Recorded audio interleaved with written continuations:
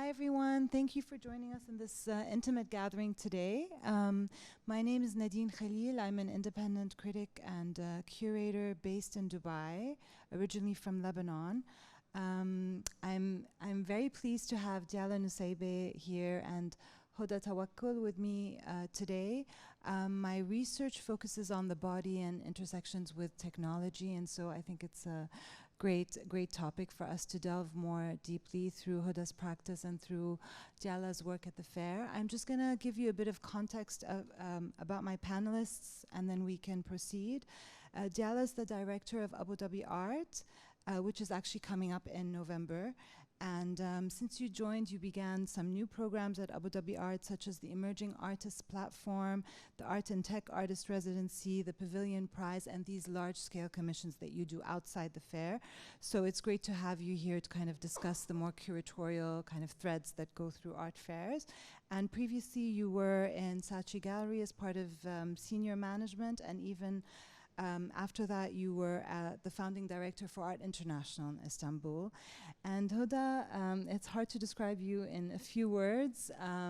Originally Egyptian, grew up between Germany and London. And France, actually. Born in London, yes. So quite a mixed background. You work predominantly with textiles in large assemblages and installations, so it's not really about just one object, it's a whole scene. You focus on batik, tie-dye, braided mesh, rice also features in your work, so it's a very kind of multifaceted art practice, and we will show some more images here today.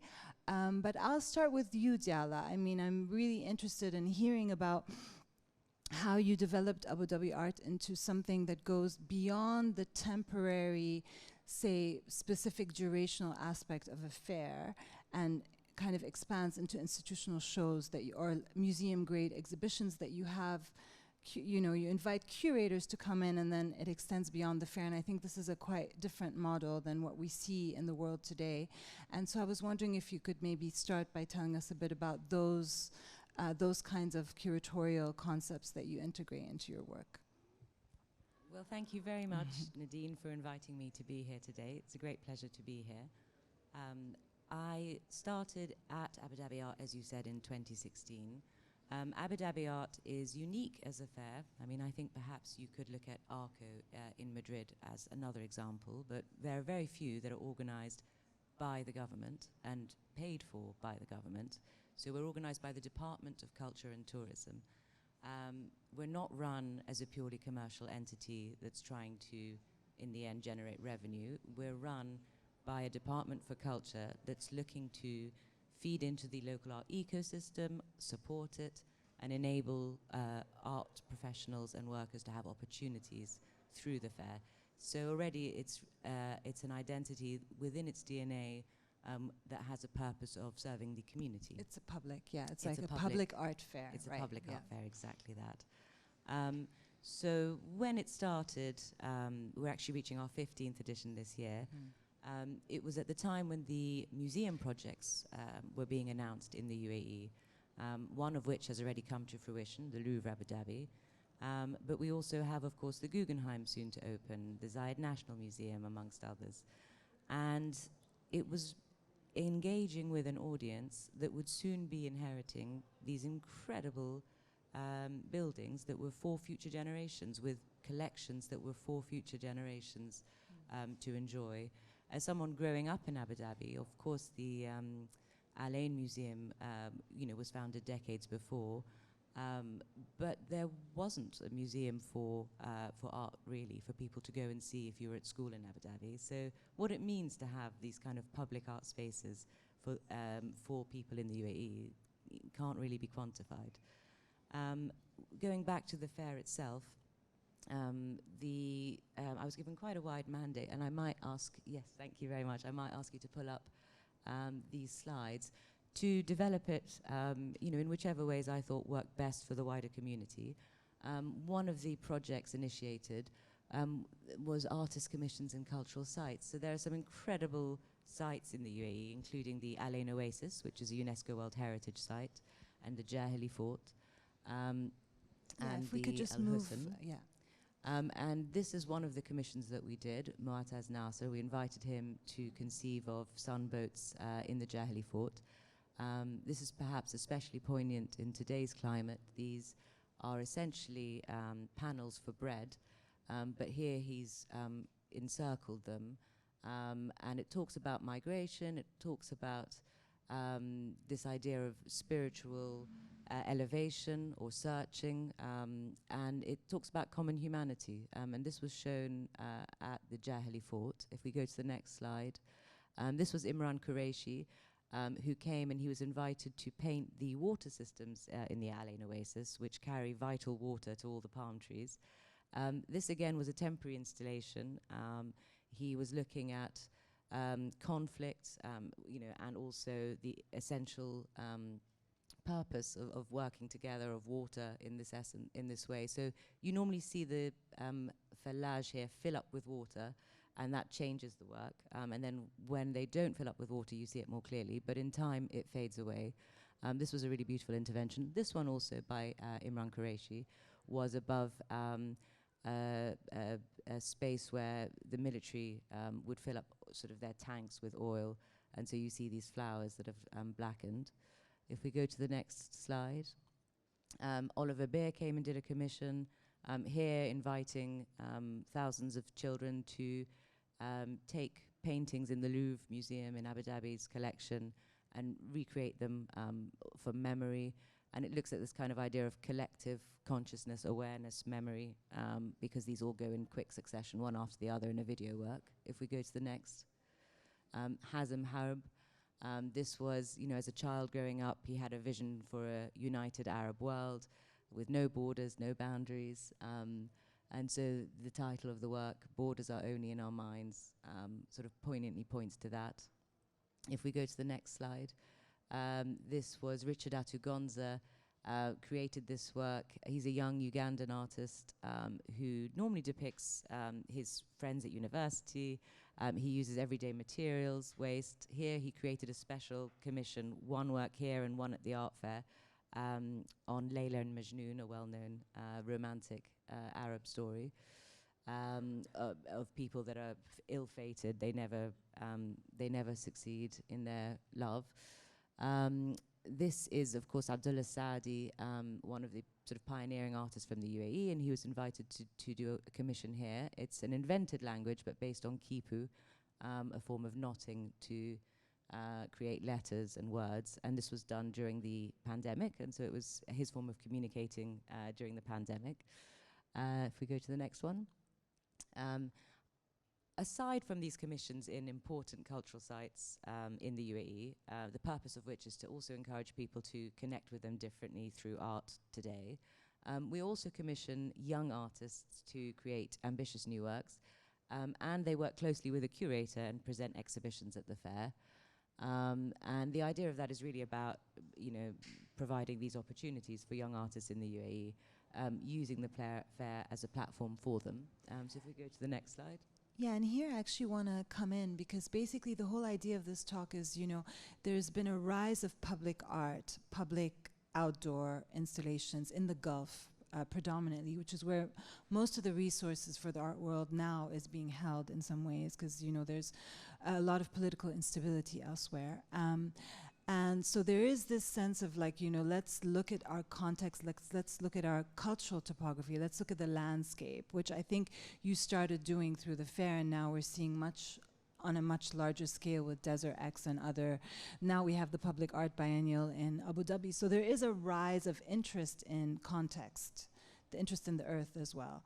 But at the same time, there's also discourses on women's narratives in an interesting way, which are not really framed in the same way as the West. So they're not framed as feminist narratives specifically. But I think some of these works, where there are a lot of strong women artists from the UAE, like Ala Idris and others, kind of point to that. And I was wondering, as you go through these, maybe you could also mention Maitha Abdallah, who's also here at the fair. It is interesting that in the region, we have a lot of narratives that we're not necessarily typifying as women's narratives, but there's a lot of women artists who are actually doing work that is very much about gender, but in the discourse, it's not really labels as such, which I find quite interesting. Well, I think there's a slight tension between, let's say, maybe the West's perceptions of women from the region and what they're looking to hear, and also women's sort of lived experiences. We were actually having dinner together with an artist, a female artist, yesterday, who was explaining that she'd met with a curator here who was insisting on whether she'd had an oppressed upbringing, whether she was fighting against oppression in her work, and whether that mattered to her. And actually in the UAE, women have further degrees at university than men. There's more a higher literacy amongst women. There's more women in, I would say, in government positions or minister positions than a lot of countries in the West.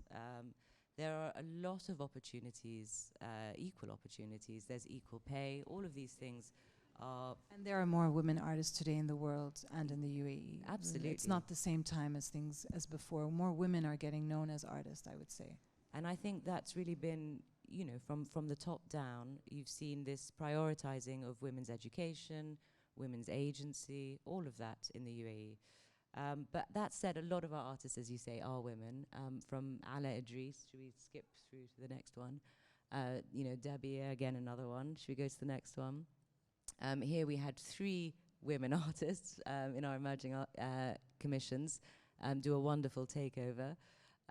So yes, I mean, I hadn't really thought about it, but if I look through the artists that have been chosen for this particular program, which provides opportunities for young artists in the UAE, probably the majority are women, which probably is fantastic. 80%. But also there is a trend in the region for women to work with sculpture and with large-scale installation, very much so. And I mean, which used to be considered very feminist in the past, but now it's just, it's normal, yeah, and which is a great segue actually to moving to your practice, Hoda. But we can run through some more of these commissions. Skip through some of the. I mean, I hate to do injustice to them because there were some wonderful ones, but we'll sort of skip through these. And just to say, these are all incredibly. I mean, I think the UAE's never been so vibrant in terms of the energy, the number of artists creating truly exciting work.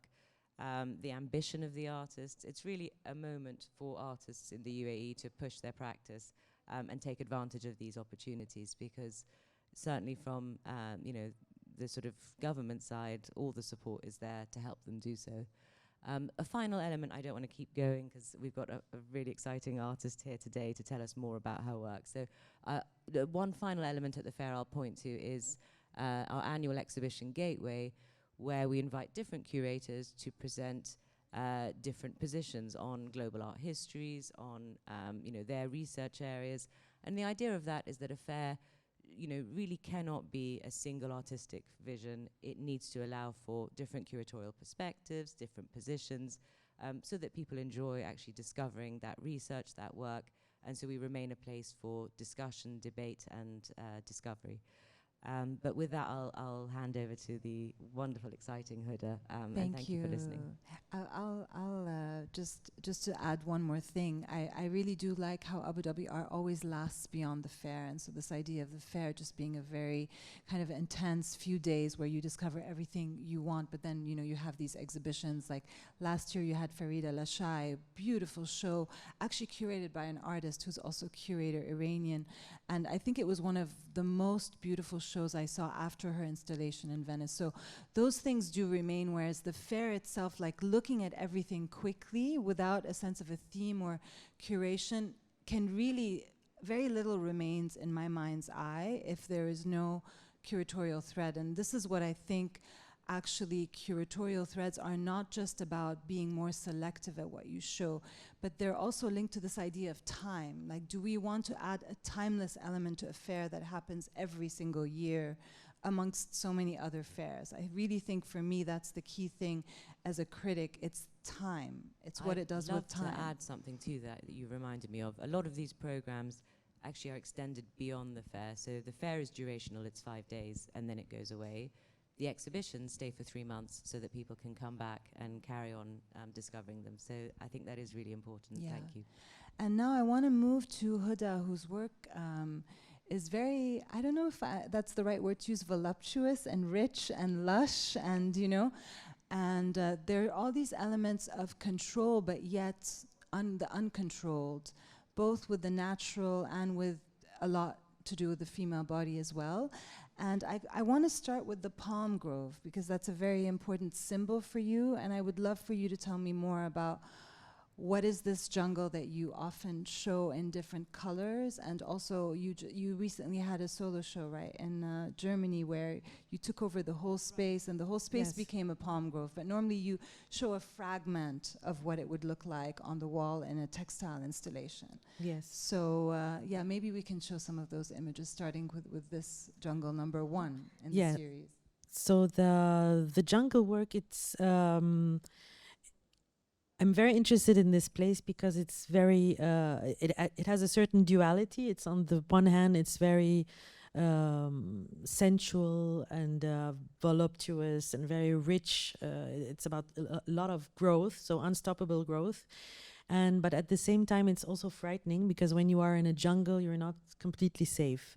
And this duality is interesting me, and I link it to women, or to their body, or to femininity, because in patriarchal structures, when a woman is very strong or powerful and visible, it also ignites fear, and it also it's followed then by the need to control this type of power, and to squeeze it down a little bit, or to confine it, or to dominate it.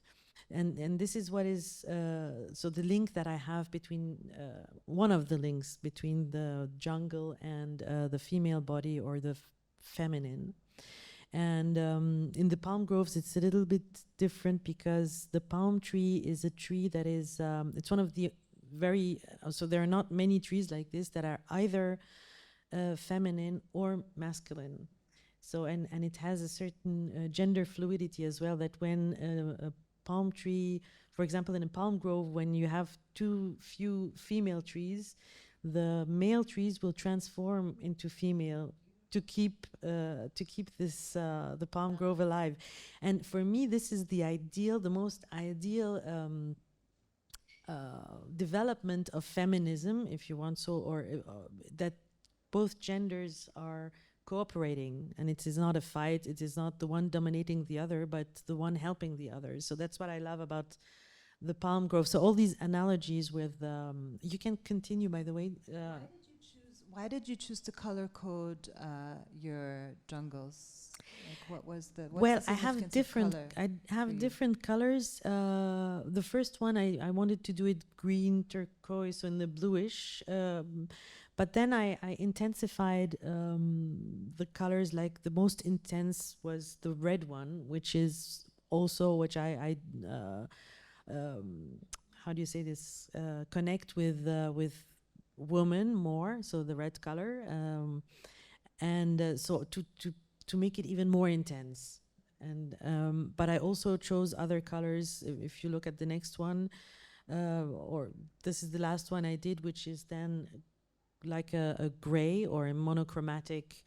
It's made of so the fabric, it's satin, and then I painted with China ink with water, so there is dilution to get different colors.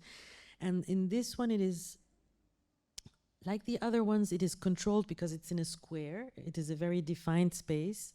And in this one, it is then hanging. Each piece is hanging to a strip, so it has something even more like dominating the piece somehow. But also, it's, there's the way you install your work is a lot about what you don't see as well as what you see. Like there is this obscurity, like, the jungle is very dense and you can't really see through it. And then if we move on to the next works, you use hair as a form of a mask. One more. Or a cage, or I'm not really quite sure. So so in this chart, I put also the close-up of this piece, because it's very important. This metal piece that is in between the eyes. It is a piece that was used until the 40s in Egypt, and it's called arusa in Arabic, which means the bride, but also the doll. And the woman used to attach the upper veil with the lower veil together through this cylinder. And what I did is that I took away the veil and took the hair and transformed it as a veil, into a veil. So you have also you have a presence somehow. You can see this is the presence of a woman, but it is also, she's also absent, because through the hiding of the hair, or the sexualization of hair, women also tend to disappear. So to have to stay in the darkness or in the obscure. And that kind of influenced your Shabak works, which are more architectural, right? And also, Yes. but also you looked at falconry. So yeah, so my question is, what do you think about, what was it about your upbringing or your personal, biography that always leads you back to these cultural signifiers? I'm always interested, because you lived quite far away from home. Oh, completely far away from home, because I wasn't even born in Egypt, so that's why I grew up in a very Egyptian surrounding. I grew up with my grandparents, and it was it was always like a connection, and also always a kind of nostalgia towards Egypt, even if I wasn't there. And I think a lot of Arabic people Arab people would talk about nostalgia, or feel this nostalgia, also related to the 40s, the golden age. Yeah. You can, if we can keep going. But yeah. Yeah, but these also make me think of the Mashrabiye a little bit. Yes. Or because and then, the work is abstract. It's not figurative, but we will reach the end where it is. But then, can you also mention the portraits? What makes them portraits? Are we supposed to see faces in them, or? No, the thing is, the portraits, they relate to the public space in Egypt, and it is the public space, or woman in the public space in Egypt. And when you look at the images, so the street, you see a lot of fabric, and you don't see much hair, you don't see bodies, you don't see much skin. So it's really very fabric related. And that's why I decided to do these abstract portraits that are showing or giving back this image. And also using a poor material like these blankets for moving, where you have all kinds of fabric mixed Patchwork. together, and it shows also how precarious it is as a woman to be in a patriarchal society, because the fight is double.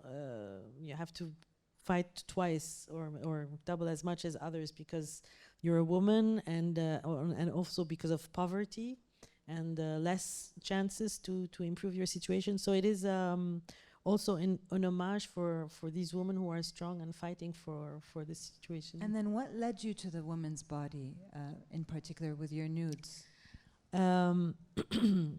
I think because I was brought up by 3 women, and all 3, so my mother, my grandmother, and a nanny, and all 3 were their bodies were very round, a lot of curves, and I was very skinny as a kid, so I was surrounded by all these so overwhelming motherhood around me, and I think this was the major influence for me. But and later the fact that I am also interested in how women are treated within the society, and the body is an amazing also surface of projection for many people. So for the whole society, for men, also the gaze of men compared to the body, and this constant trial to control the body of a woman, and it's not only something that is related to Egypt, for example. It's also present in Europe. So how a woman should look like, how skinny she should be, how the hair should be, and if she is allowed to abort or not, and if she can show her hair or not. So there are so many things that women are, or that they are displayed. The body is displayed as for advertisements, like a product. So it is a constant exploitation of our body. And this is Can what I I ask want a to. question? Yes. How do you think the male gaze that you've been talking about was impacted by Egyptian cinema, which is sort of the Hollywood of the Middle East? Wow. Well, Egyptian cinema, I must say, is and the time for, so when I say Egyptian cinema, I stop, which is not correct, but I stop in the 40s and 50s. Of course, a lot came afterward, but in this time, I see the woman or women were stronger. I have the feel, or were more. I don't know. Modern is not a convenient word, but they were more assertive, but also more Western. So this is also something where where was the Egyptian culture? I mean, at that point, also Lebanon was very much open to the West. Palestine too. I mean, if you see the way people were dressing, the way Yes. our older generation was dressing, the polka dots, and it was very modern. And Yes, in fact, is yeah. the correct word. But yeah, I think it's interesting because I think all these gendered discourses are coming from a specific place. And, feminism is not this one universal movement, in fact. We would like it to be, but it is contextual, and I feel that there's certain ways that you could look at, the voices that are coming out from the Gulf or the voices that are coming out from the MENA region with that filter, in that, the struggle is different, but also the strength needs to be much higher in some cases if you're fighting every day. But, in more liberal or like tolerant places like the Gulf, it's not really articulated as part of the discourse, which I always find interesting. Because, yeah, I mean, you probably know better because you've grown up in the UAE, but I find that interesting because in Lebanon, it's very much articulated as a struggle. I would say women in the UAE are very much a core part of the working force, contribute to society in the public space, help bring up families as financially as much as in the home space in terms of the work you do at home. So it is in a way a very, it's a place full of opportunity for women in the UAE. Yeah, well, I think in Egypt you also have women who are working and doing exactly the same and very well educated. And so I don't want to fall into a cliche that women in Egypt are oppressed. No, and there are a lot of women who achieve a lot. What I find disturbing is the pressure and the male gaze that is present in Egypt in certain areas or in certain circles, that you have to be invisible to survive or to be not to be seen as so cheap or easy to have women or all these. It's an extreme case in Egypt, in fact. Yeah, and this is what disturbs me, and this is what makes me sad for women, that this pressure that is not said. It's between the lines, but it is there. But anyways, I would love to open it up if anyone has some questions, comments. I mean, the whole idea was to really look at women's voices and narratives within, the region that they come from, and to look at this idea of, how do we curate in a commercial context, and what does that mean? But yeah, if you have any questions, because we have to wrap up soon.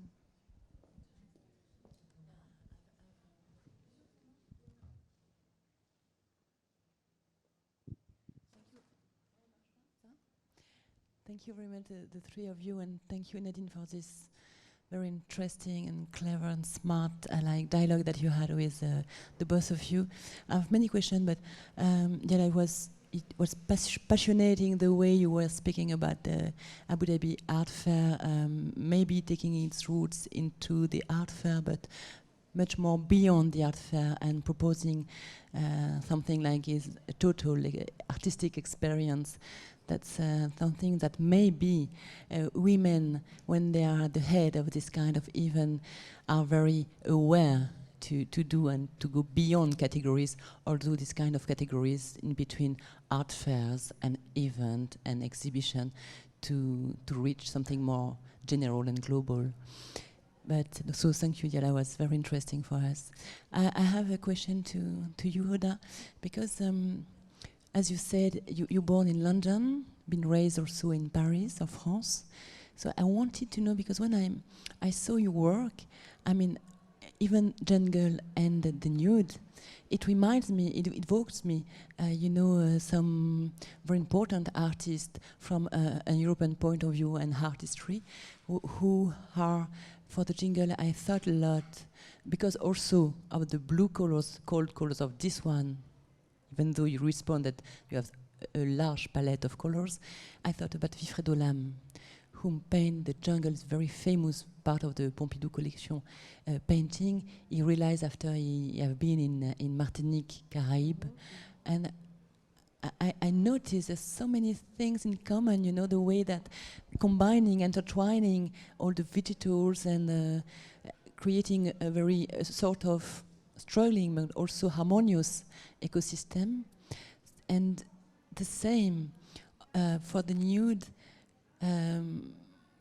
I think I'm not allowed to think that they might be related to Niki de Saint-Phal and Nana, whom was one of the first, I mean, from France and the US, who changed totally the appearance of the body and the glaze on the women bodies, introducing some diversity of forms, of size, but also of colors in the Nana, because each colors Nana exist, and so I just wanted to know about your art history, sensitivity. Well, the Nana, for sure. First, I mean, as a kid, I used to spend a lot of time at the fountain at the Centre Pompidou, yeah. So I was with my three mothers and the Nana from Niki de Saint-Phal. So that's definitely, it's like it's as if you, for me at least, I'm influenced by many things that I see, and the curves and the works of Niki de Saint-Phal is definitely something, so works that I cherish a lot and love.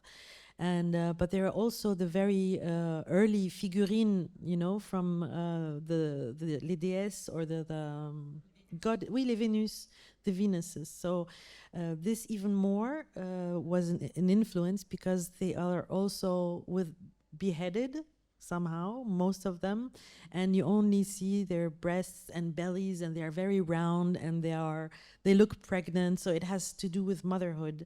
And this is really I think this influenced me a lot, this motherly, over feminine body. Thank you so much. I'm afraid that we would love to continue to spend the whole day with the three of you, but we have to maybe stop now and continue outside. Thank you. Thank you very much. Thank you. So great.